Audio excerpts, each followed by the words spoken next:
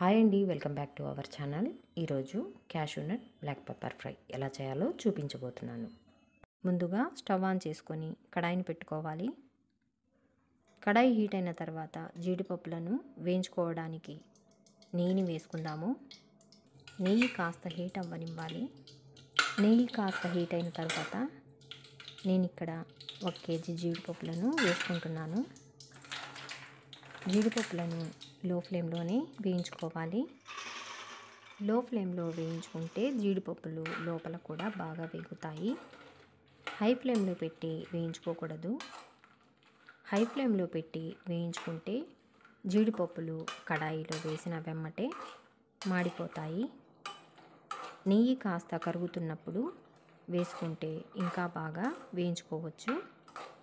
జీడిపప్పులు వేయించేటప్పుడు కలుపుతూనే వేయించుకోవాలి. కలపడం ఆపామంటే జీడిపప్పులు మాడిపోతాయి. ఇది గుర్తుంచుకోవాలి.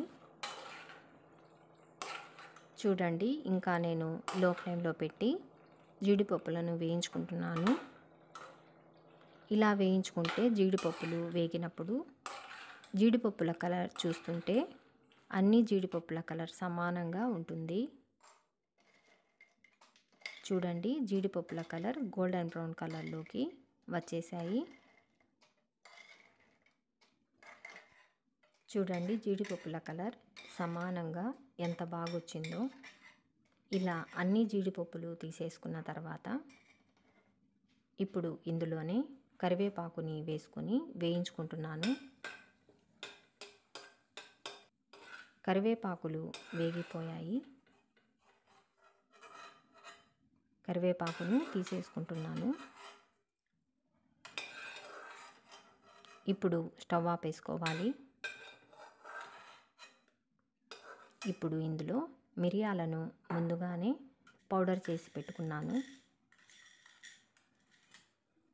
మీరు మీ రుచికి తగినంతగా బ్లాక్ పెప్పర్ పౌడర్ని వేసుకోండి. నేను ఇక్కడ 1.5 స్పూన్ బ్లాక్ పెప్పర్ పౌడర్ని వేసుకుంటున్నాను. ఇప్పుడు ఇందులోనే రుచికి సరిపడినంత సాల్ట్ని వేసుకుంటున్నాను.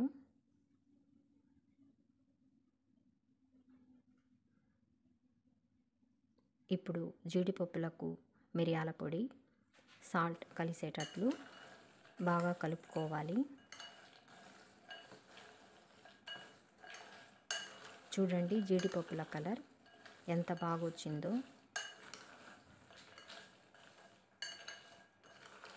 అంతే, చాలా సులభంగా cashew nut black pepper fry 2 నిమిషాల్లో చేసేసుకోవచ్చు. ఈ వీడియో మీకు నచ్చిందనుకుంటున్నాను. Thank you for watching.